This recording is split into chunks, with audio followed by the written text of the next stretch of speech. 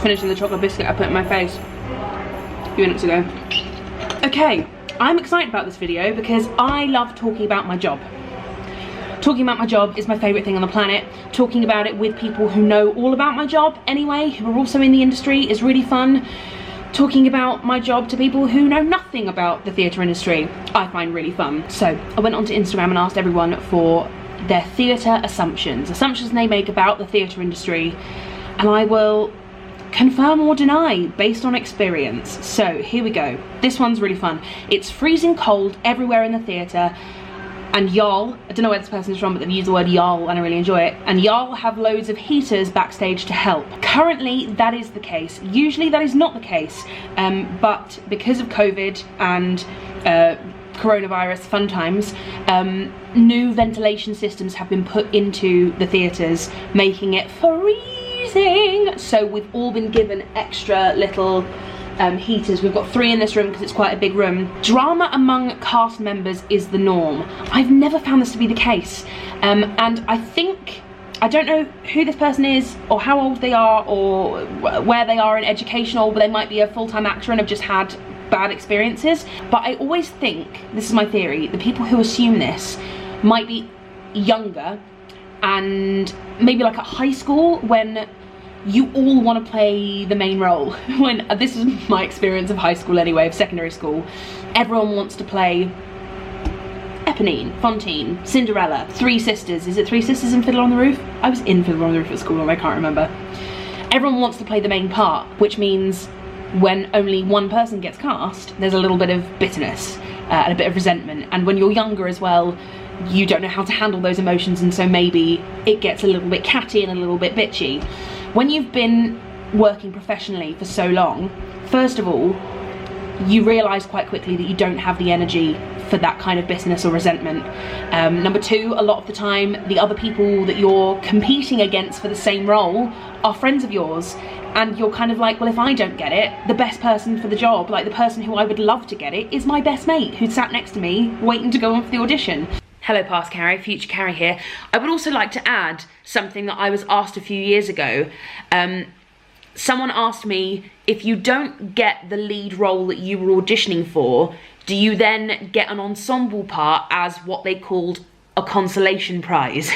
The answer is no. If you're auditioning for a lead part and you don't get the part that you were auditioning for, you then just aren't in the show. There are some rare cases where you might get another lead role that you weren't originally auditioning for, or you take first cover or second cover, but it's quite rare that all of the people who audition for lead roles then get ensemble roles. Chances are you just get a no and you go, okay, thank you very much, and then you move on to another show and audition for another principal role. Whereas when you're at high school, if you don't get the lead role, you have to be put in the ensemble, otherwise the school is going to run out of children to put in the production. So you end up with an ensemble of people who would have quite liked to have played a main role, but just didn't make the cut, which makes for a slightly more awkward atmosphere than in professional theatre. Future Carrie, carry on. And also, not everyone wants to play a main role. There are people who audition for ensemble, there are people who audition to be first cover. So I think there's a tendency to think that all of the men in the cast are really jealous of the people playing Javert and Jean Valjean, but I've never witnessed that. I've never seen that happen. And that kind of just minimises drama. I don't think you're ever going to eradicate drama from any workplace. Working in theatre is a job like any other job, and there's always going to be some kind of gossip or some kind of, not drama, but some kind of maybe disagreement. That happens, that's just human nature.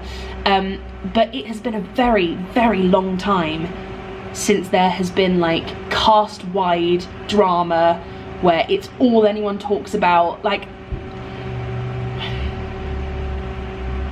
I can't even think of an example. And I also think that we're all adults as well, and if 2 people don't get on, they're still civil to each other and they still can just work together peacefully in harmony. So no, drama amongst cast members is not the norm, in my experience. The actors don't know the tech team. Mr. Lucas, this is your call. Mr. Lucas, this is your call. Tenardiers, you need it on stage. The actors don't know the tech team or front of house. We definitely know the tech team because we work so closely with them. It's harder to know the front of house team because we're constantly separated because they're front of house and we're backstage or on stage. I assume that all theatres are really cold and dank. This one's been refurbished, so this, as you can see from my background, is absolutely glorious. We have working showers, we have beautiful toilets, we have amazing wallpaper. When you get a relatively new theatre or a theatre that's just been refurbished, it's the dream. When this theatre was the Queen's and I was here the first time in Les Mis 7 years ago, it needed a bit of work and I got used to the smell of dead mouse quite quickly. But I don't know, I kind of romanticize that kind of stuff. So I just embraced that wholeheartedly as it just being like an old, wonderful theatre that's way older than I can even imagine. You become best friends with the cast super quickly. Yeah. Kind of. My theory is that when you're in shows, you're thrust into situations emotionally and physically sometimes with cast members. Like, for instance, I kissed Oliver Ormston, who is now my boyfriend, before I'd even hugged him, because day 3 of rehearsals, we were doing a scene where we had to snog each other's faces off. And so that instantly just makes you connect with someone way quicker than if you were, you know, sat the other side of an office with someone. The nature of theatre is that you're playing parts and characters that are closer to each other than you might actually be because you're on day 1 of rehearsals or even week 1 of rehearsals. So it kind of speeds up the process of getting to know each other and becoming friends. Swings are paid if they don't perform. This is true, of course it is. Their job is to be ready at a moment's notice backstage if someone is taken ill or someone is injured, or someone has to go off for whatever reason. They are in the wings ready and waiting to go on, and they are paid to be there ready and waiting to go on. There's also such a thing as an onstage swing where they are part of the ensemble and they are ready to fill in the gaps when they need to, but they still are on stage every night, which is something that we have in this version of the show. So yes, swings are paid even if they aren't performing that particular night. You stare at people in the stalls that are secretly filming. It depends how brave I'm feeling. But every now and again, if I see a little red light, I'll be like that. I'll just like hone in. Although there are other nights when I see that little red light and I'm like, oh no, please don't, I'm nervous tonight, please don't be filming tonight, I'm gonna look away from you. People don't like having more than one costume because changing is annoying. Oh, I'm torn on this one. I think it depends who you ask, but I'm going to answer this one personally. I'm very torn on this because I love having multiple costumes because it's just fun seeing the sorts of costumes that costume designers come up with and seeing how amazingly they're all made, and sometimes you're in a show that has beautiful, extravagant, expensive costumes and it's very exciting to be given more than one. However, the practicality of having more than one costume is that sometimes you're going to be thrust into a quick change, which is sometimes quite terrifying. If you get to leisurely change like I do in this show, then it's the dream. But if you've got like a Heather's 30-second quick change in the wings ready to run on mid-song, that's stressful.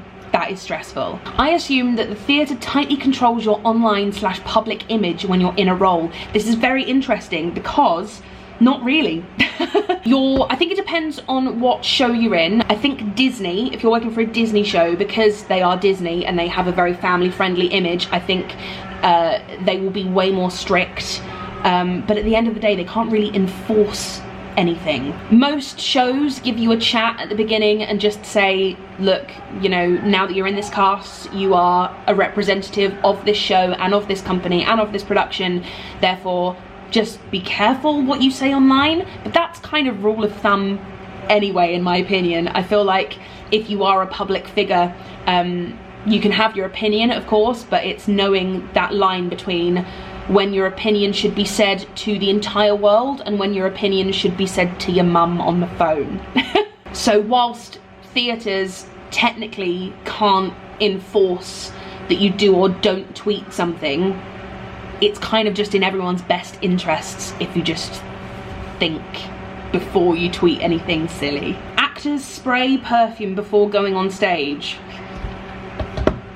I'm guilty of this. I have a perfume for every role that I play, just so that when that role is over and I spray that perfume again, it just takes me straight back to playing that part.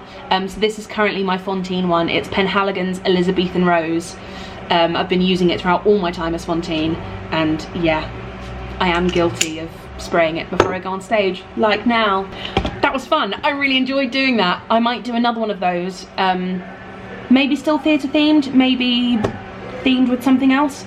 But if you can hear it in the background, we are at You Get Your Chance, everywhere you go, law-abiding folk, doing what is decent, but they're mostly broke. We're there. So I'm gonna go. See you soon. Thanks for joining me. See you tomorrow.